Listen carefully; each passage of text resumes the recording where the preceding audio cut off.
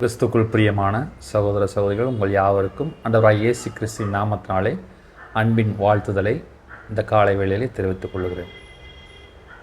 இந்த காலை நேரத்திலும் அருளுரை துளிகள் நிகழ்ச்சி வாயிலாக உங்கள் யாவரையும் சந்திப்பதில் மிகுந்த மகிழ்ச்சி உள்ளவனாகவும் காணப்படுகிறேன். இப்பொழுது நாம் சிந்திக்கப் போகிற வேத பகுதியானது எபேசியருக்கு எழுதின நிருபம், அதனுடைய 3வது அதிகாரம் 14-15 வசனங்களை வாசிக்கலாம்.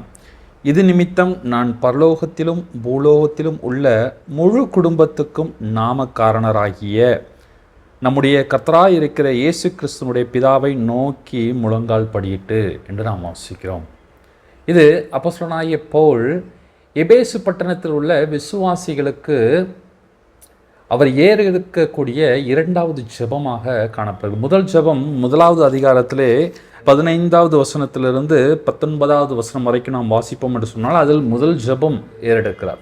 இங்கு இந்த அதிகாரத்திலே அவருடைய 2வது ஜெபத்தை அவர்களுக்காக ஏறெடுக்கிறதை நாம் பார்க்க முடியும்.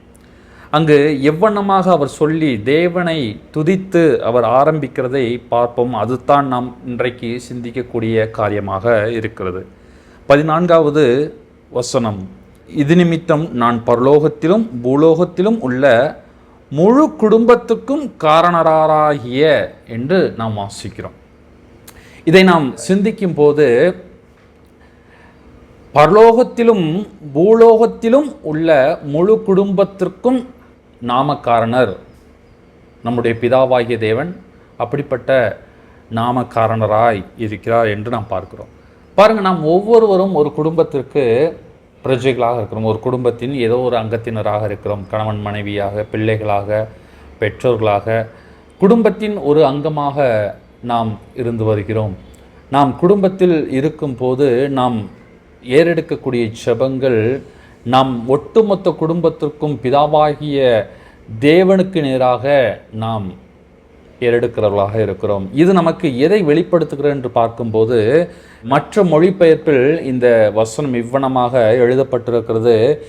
விண்ணுலகிலும் மண்ணுலகிலும் ஒவ்வொரு குடும்பமும் உண்மையிலேயே குடும்பமாய் விளங்குவதற்கு காரணமாய் இருக்கிற பிதாவினிடத்தில் என்று வாசிக்க முடியும். அப்போ ஒவ்வொரு குடும்பத்திற்கும் காரணமாய் இருக்கிறவர் பிதாவாகிய தேவன். அவர்தான் குடும்பத்தை சிருஷ்டித்தார் இல்லைங்களா? குடும்பத்தை உண்டாக்கினவர் அவர்தான். இந்த சொற்றொடரானது, குறிப்பாக இந்த சொற்றொடரானது பூமியில் உள்ள விசுவாசிகளை பரலோகத்தில் மீட்கப்பட்டவர்களுடன் இணைக்கப்பட்டு பேசுகிறதை நாம் வாசித்து அறிந்து கொள்ள முடியும். இந்த சொற்றொடரானது பூமியில் உள்ள விசுவாசிகளை பரலோகத்தில் மீட்கப்பட்டவர்களுடன் இணைத்து பேசுகிறது இல்லைங்களா? அதைத்தான் எபிரேயன் ஆக்கியோன் இப்படியாக அவருடைய நிருபத்திலே குறிப்பிடுகிறார். 12வது அதிகாரம் அதனுடைய 22 24 வரைக்கும் உள்ளதான வசனங்களை வாசிக்கும் போது, நீங்களோ சீயோன் மலையினிடத்திற்கும் ஜீவனுள்ள தேவனுடைய நகரமாகிய பரம எருசலேமிடத்திற்கும் 1000-10,000 தேவதூதர்களிடத்திற்கும் பரலோகத்தில் பேரெழுதியிருக்கிற முதற் பேரானவர்களின் சர்வ சங்கமாகிய சபையினிடத்திற்கும் யாவருக்கும் நியாயாதிபதியாகிய தேவனிடத்திற்கும் பூரணராக்கப்பட்ட நீதிமான்களுடைய ஆவிகளிடத்திற்கும் புது உடன்படிக்கையின் மத்தியஸ்தராகிய இயேசுவினிடத்திற்கும் ஆபேலினுடைய இரத்தம் பேசுகிறதை பார்க்கிலும் நன்மையானவைகளை பேசுகிற இரத்தமாகிய தெளிக்கப்படும் இரத்தத்தினிடத்திற்கும் வந்து சேர்ந்தீர்கள். நாம் எதோடு சேர்க்கப்பட்டிருக்கிறோம் என்று சொன்னால், இப்படிப்பட்டதான காரியங்கள், பரலோகத்தின் காரியங்களோடு நாம் சேர்க்கப்பட்டிருக்கிறோம் என்று எபிரேய ஆக்கியோன் குறிப்பிடுகிறார். பாருங்கள் பிரியமானவர்களே, எவ்வளவு மேன்மையான ஆசீர்வாதங்களை நாம் கொண்டிருக்கிறோம். இந்த பூமியிலே வாழ்ந்திருந்தாலும் கூட நாம் பரலோகத்தின் பிரஜை என்பதை இந்த வசனங்கள் நமக்கு தெள்ள தெளிவாக வெளிக்காட்டுகிறதாக இருக்கிறது.